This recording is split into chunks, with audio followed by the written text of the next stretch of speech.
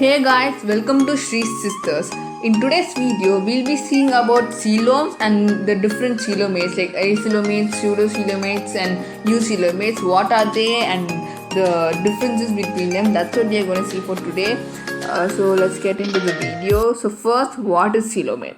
Coelom is nothing but a third key transition. So this is the third transition of the evolution of animal body plan, and it was the evolution of body cavity. So coelom is nothing but body cavity. You could say like an opening or a hole, something like that. So the evolution of efficient organ systems was not possible because like without a hole or opening or closing, it's tough for an efficient organ system.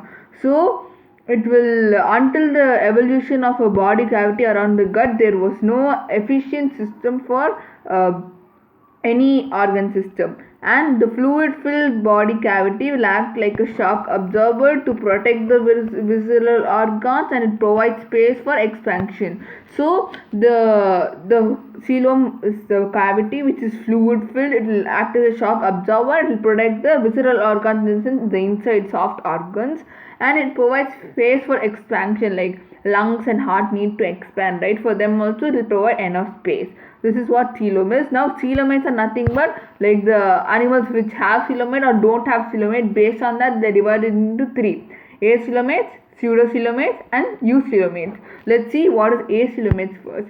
Acoelomates is nothing but which doesn't have a coelom. That is only called acoelomates. So the flatworms of phyla Platyhelminthes are acoelomates. So these flatworms are acoelomate. It means that they don't have a coelom. That only means acoelomate. So like how will they function? They exhibit a solid blob plan. Blob plan is nothing but a very good body plan. That is only called a solid blob plan with dense parenchyma between the gut and the body wall in the adults. In the adult flatworms, there will be a dense parenchyma between the gut and the body wall, and the space around the visceral organs, which is in the internal organs, is filled with parenchyma of mesodermal origin.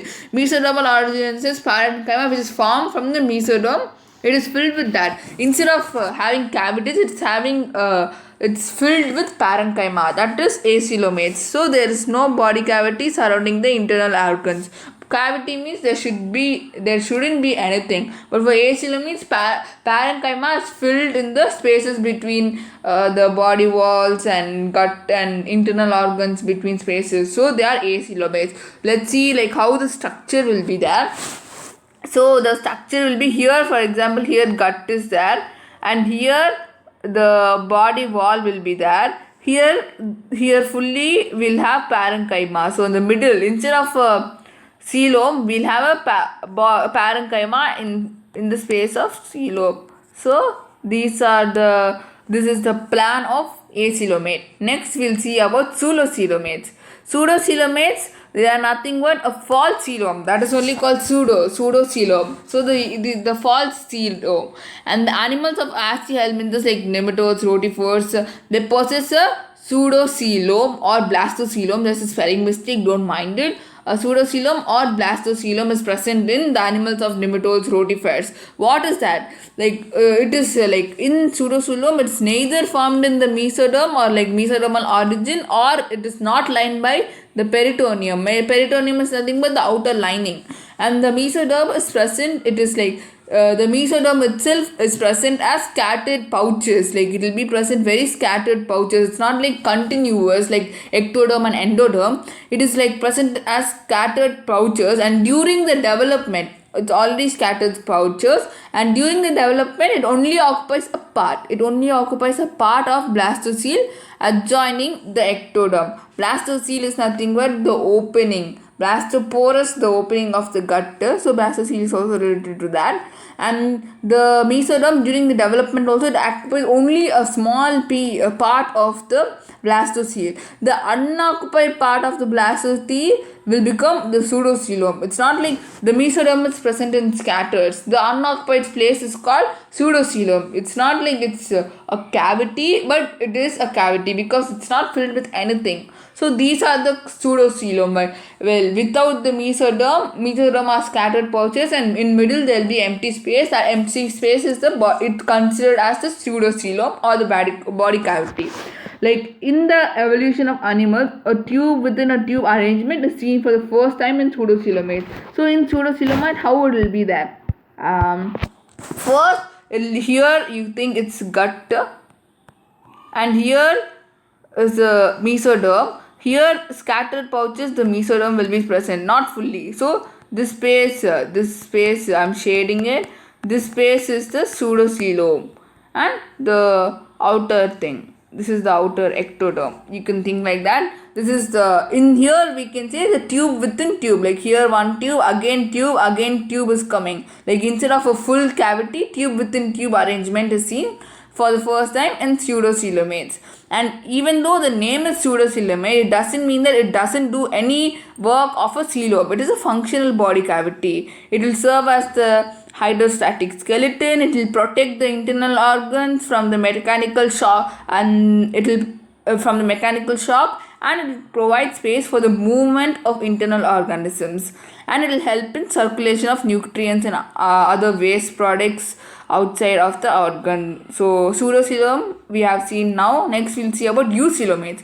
Eucoelomates or coelomates are nothing but the animals which have coelomates are called eucoelomates or coelomates. And for example, the annelids, mollusks, arthropods, echinoderms, hemichordates and chordates, the all others.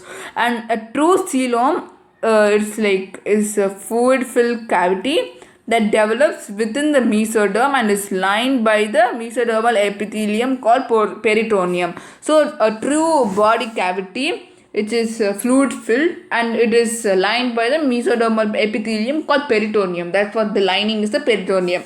And the epithelium that lines the outer wall of coelom is called the parietal or somatic peritoneum.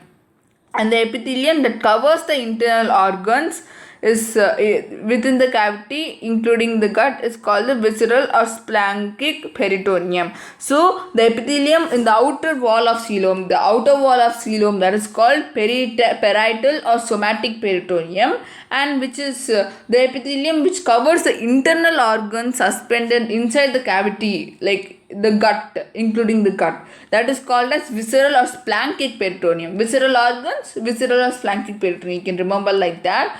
And this is about the eucoelomates. I'll draw for you. So here we could say the gut or the organ is present, and this one is the organ, and this is the visceral peritoneum. Like for the organ it is present, for the epithelium lining for the organ, and this one is the coelom. This place is the coelom, and it will have parietal peritoneum. The outer lining of the coelom is called parietal or somatic peritoneum. So this is the parietal or somatic peritoneum. Sorry for my bad drawing. This part is the parietal or somatic peritoneum, and then the body wall of the organ or the particular gut is present. This is the structure, like the general structure for the eucoelomates. So this is what we have seen for today, guys. We have seen what is coelom and different types of coelom. Thank you so much for watching this video. Like, share and subscribe to Shree Sisters, and if you have any doubts, do leave it in the comment box below. I'll be sure to answer you. And check out my Instagram for detailed notes on the topic I take. The ID is Shree__sisters. Thank you for watching. Bye guys.